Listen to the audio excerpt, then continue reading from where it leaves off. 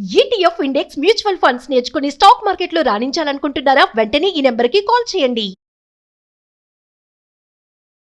ఫిబ్రవరి 28న లలితా మాతాజీ గారి ఆధ్వర్యంలో మీ చేతులతో శ్రీచక్రార్చన దత్త కళ్యాణం చేసుకునే అద్భుత అవకాశం. సంప్రదించండి. నమస్తే, వెల్కమ్ టు సుమన్ టీవీ. నేను పద్మిని. ప్రస్తుతంతో పాటు ప్రముఖ ఆధ్యాత్మికవేత్త, దత్త ఉపాసకురాలు, శ్రీపాద శ్రీవల్లభ దత్తపీఠం వ్యవస్థాపకురాలు శ్రీమతి లతా దత్త గారు మనతో పాటు ఉన్నారు. మాట్లాడదాం. అక్క నమస్తే. అక్క నమస్తే పద్మిని.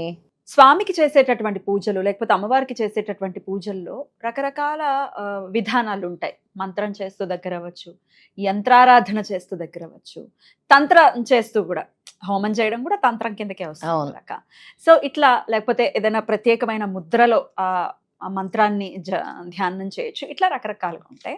అయితే లక్ష్మీదేవికి సంబంధించి నిగూఢంగా ఉన్నటువంటి ధన ఆకర్షణకి సంబంధించిన ఒక తంత్ర విధానం ఉంది, అది చెప్తాను అని కూడా మీరు అనడం జరిగింది. మనం ఆఫ్ ద స్క్రీన్ మాట్లాడుకోవడం జరిగింది. ప్రేక్షకులకి అదేంటో చెప్తారా? తప్పకుండా పద్మిని. ఎందుకంటే అందరికీ కూడా ధనం అవసరం. కుటుంబాన్ని పోషించాలన్నా ధనం కావాలి, పిల్లలకు చదువు చెప్పించాలన్నా ధనం కావాలి, ప్రతిదానికి ధనం. అన్నిటికంటే ముందు మనం 3 పూట్ల తినాలంటే కూడా ధనం కావాలి. ఇదం జగత్. కానీ ఆ ధనానికి కూడా ద్రవ్యశుద్ధి ఉండాలి. అందుకే అమ్మవారు శ్రీలక్ష్మితో పాటు వెనకే ఆ లక్ష్మీదేవి కూడా వస్తుంది, ఆ లక్ష్మి కూడా వస్తుంది అనమాట. అందుకని ధనాన్ని ఎప్పుడు కూడా మనము దాన ధర్మాలకి అలాగే ద్రవ్యశుద్ధి జరిగేలాగా మంచి కార్యక్రమాలకు ఉపయోగించాలి అని మన సనాతన ధర్మం చెప్తుంది. ఈ రోజు నేను చెప్పబోయేది అఖండ ధన ప్రాప్తిని కలిగించే అత్యంత శక్తివంతమైన శ్రీ మహాలక్ష్మి తంత్రం. ఇది శుక్రవారం పూట గాని పౌర్ణమి రోజు గాని చేసుకోవాలి. శుక్రుడికి సంకేతమైన 6 సార్లు చేయాలన్నమాట. అంటే కంటిన్యూ 6 వీక్స్ 6 శుక్రవారాలు గాని 6 పౌర్ణములు గాని చేయాలి. ఓకే. ఇంకా మీకు బాగుంది, దీంతో నా కుటుంబంలో నా ధన ఆదాయంలో మార్పు వచ్చింది, ధనధాన్య వృద్ధి కలుగుతుంది అంటే మీరు చేసుకుంటూ ఉండొచ్చు. దీనికి ముఖ్యంగా కావాల్సింది ఏంటంటే పద్మిని, తెల్లటి మట్టి కుండ, తెల్లటి సున్నం వేసిన, పెయింట్ వేసిన, తెల్లగా అంటే మనం సున్నం వేసో పెయింట్ వేసో చేయొచ్చు. తెల్లటి కుండ, లోపల కూడా తెల్లగానే ఉండాలా? బయట అంతా తెల్లగా ఉండాలి. దాని నిండా రాళ్ళుప్పు నింపాలి. ఒక పల్లె తీసుకోవచ్చు అక్క. ఇప్పుడు ఇంత ముంతల్లాగా అది తీసుకోవాలి. ఒక పల్లెని తీసుకోవాలి, అందులో ఈ తెల్లటి కుండ పెట్టుకోవాలి, దాని నిండా రాళ్ళుప్పు నింపాలి. ఇక కావాల్సిన వస్తువు ఒక నిమ్మకాయ, ఒక రూపాయి బిళ్ళ, సప్తముఖి రుద్రాక్ష, సప్తముఖి రుద్రాక్ష, ఒక నిమ్మకాయ, ఒక రూపాయి బిళ్ళ, అలాగే ఒక తామరాకు, ఎందుకంటే అమ్మవారికి నైవేద్యం పెట్టడానికి, 6 మట్టి ప్రమిదలు, దీనికి కావాల్సిన మల్లెలు గాని సన్నజాజులు గాని, తెల్లటి పుష్పాలు. అయితే ఆ కుండ నిండుగా మనము రాళ్ళు వేసుకోవాలి, సిద్ధంగా పెట్టుకోవాలి. దాంట్లో నిమ్మకాయ పక్కపక్కనే నిలబడవు కాబట్టి పక్కపక్కన నిమ్మకాయ, సప్తముఖి రుద్రాక్ష, రూపాయి బిళ్ళ పెట్టాలి. నీకు అవకాశం ఉంటే గోమతి చక్రాలు కూడా పెట్టుకోవాలి, ఎందుకంటే చాలా అదృష్టాన్ని ఇచ్చేది గోమతి చక్రాలు.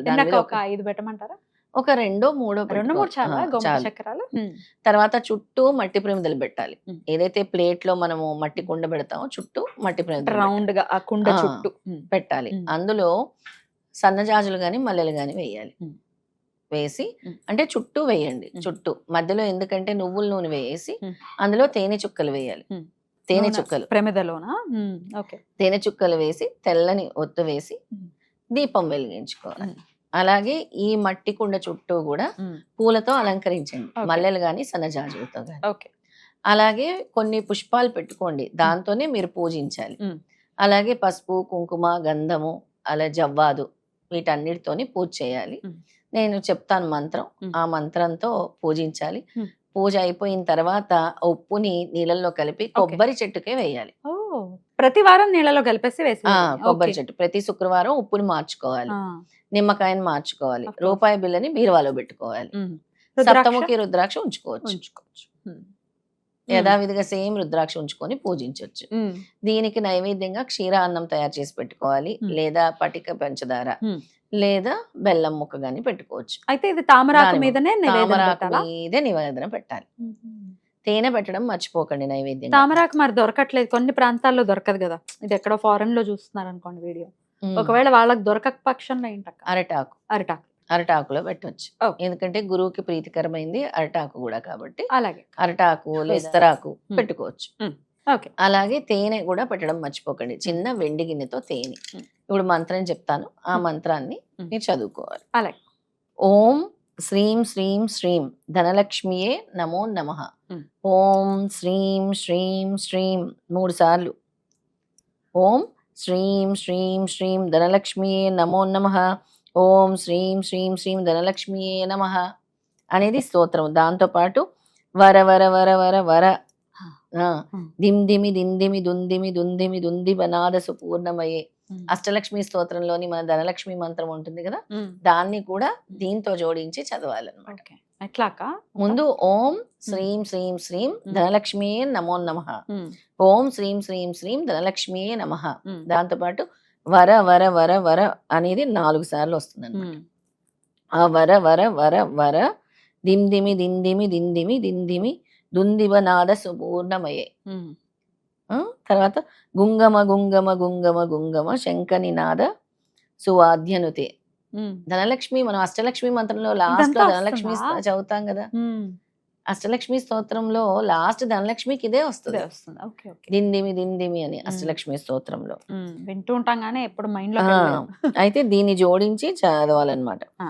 వేద పురాణ ఇతిహాస ఆ. సుపూజిత వైద్య మార్గ ప్రదర్శయుతే జయ జయ హే మధుసూదన కామిని ధనలక్ష్మి రూపేణ పాలయమా అని వస్తుందన్నమాట. దీన్ని చదవాలి. ఓకే. తర్వాత ఓం శ్రీం శ్రీం ఓం శాంతి శాంతి శాంతి అని చదవాలి. మ్మ్. దీన్ని మీరు ఓం శ్రీం శ్రీం శ్రీం ధనలక్ష్మి నమో నమః, ఓం శ్రీం శ్రీం శ్రీం ధనలక్ష్మి నమః 108 సార్లు. మ్మ్. తర్వాత దీనికి జోడించి ఈ ధనలక్ష్మి మంత్రం ఏదైతే ఉందో మ్మ్. ఇది 9 సార్లు కానీ 21 సార్లు కానీ చదవాలి. చదివితే 9 times or 21 times.